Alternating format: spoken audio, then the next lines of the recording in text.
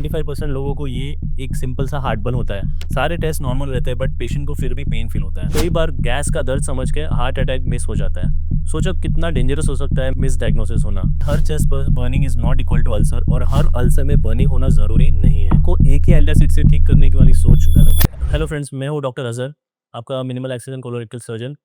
पेट में जलन हो रही है या फिर चेस्ट में बर्निंग हो रही है, ज़्यादातर लोग तुरंत बोल देंगे कि अल्सर हो गया है। So what is ulcer? सच बात यह है कि 95% लोगों को ये एक सिंपल सा हार्टबर्न होता है। उन्हें एक्चुअली अल्सर नहीं होता। As per the American गैस्ट्रोएंटरोलॉजिकल association. क्या ये सिर्फ गैस है या फिर एसिड रिफ्लेक्स है या फिर और कुछ? आज हम इस बड़े मिथ को तोड़ने वाले हैं with real facts, real stories and real science.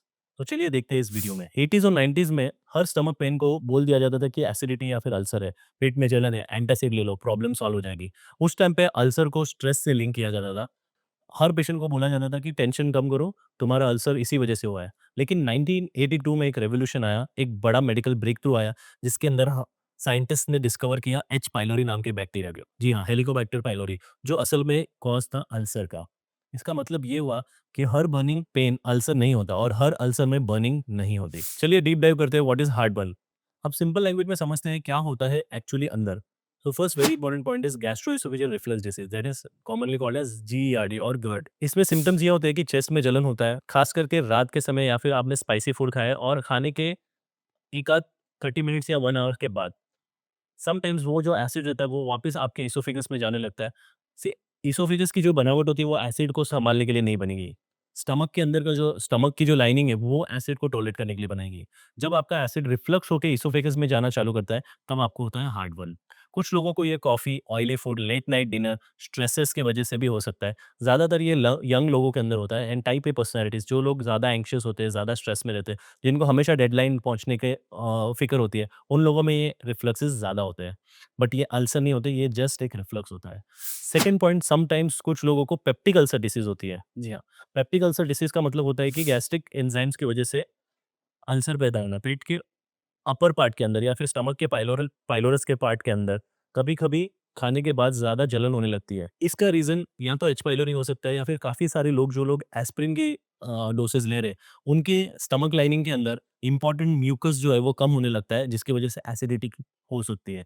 And इसके लिए बहुत सारे लोग पीपीआई या प्रोटॉन पम्प इन्हिबिटर टैबलेट्स भी देते हैं। How will you diagnose it? Diagnosis endoscopy से ज़रिए से होता है। एंडोस्कोपी में आपको अल्सर्स दिख जाते हैं, हाइपरेमिया या फिर रेडनेस दिख जाता है। इसी के साथ-साथ आप एक टेस्ट कर सकते हैं, rapid urease test. If once you do the test, वहाँ पे आपको within half an hour अब पता चल जाता है कि whether it is H pylori positive और नो। और अगर एच पाइलोरी ना है तो अप्रोप्रिएट एंटीबायोटिक से उसको ट्रीट कर सकते हैं। थर्ड इंपॉर्टेंट चीज ये है फंक्शनल डिस्पेप्सिया। ये कंफ्यूजिंग कंडीशन है। इसके अंदर bloating, mild discomfort, fullness, but there is no actual ulcer और there is no reflux disease. Stress, anxiety, gut brain connection में प्रॉब्लम्स, ये सब चीजें इसका रूट कॉज है। सारे टेस्ट नॉर्मल रहते हैं बट पेशेंट को फिर भी पेन फील होता है। Sometimes the gallstones और gallbladder के stones, they will also cause you symptoms similar to acidity और bloating।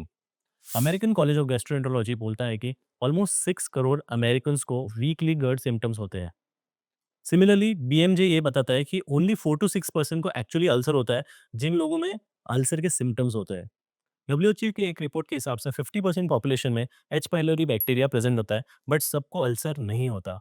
तो अगली बार जब कोई आपको बोले ये तो अल्सर है, तो पूछना टेस्ट हुआ है क्या। लोग जीआरडी के लिए एंटीबायोटिक्स ले रहे हैं बिना किसी जरूरत के। अल्सर के लिए लोग ठंडा दूध पी रहे हैं, जो और एसिड प्रोड्यूस कर सकता है या फिर ब्लोटिंग प्रोड्यूस कर सकता है। और कई बार गैस का दर्द समझ के हार्ट अटैक मिस हो जाता है।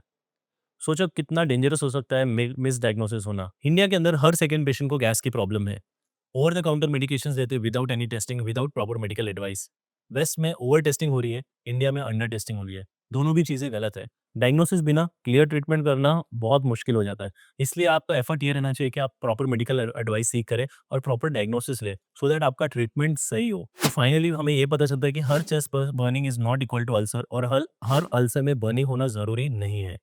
एसिड प्रॉब्लम्स, अल्सर और फंक्शनल इशूज, सब चीज़ें अलग अलग है। सबको एक ही एल्डासिड से ठीक करने की वाली सोच गलत है। आपको कभी पेट की प्रॉब्लम हुई है जिसको आपने अल्सर समझा है, तो प्लीज़ कमेंट में बताइए। और अगर आपने इस वीडियो से कुछ इंपॉर्टेंट चीज़ सीखी है तो प्लीज़ एक लाइक कीजिए। बेयर वाइटल्स में हम सारे मिथ्स को बस्ट करते हैं with the help of science. Thank you so much.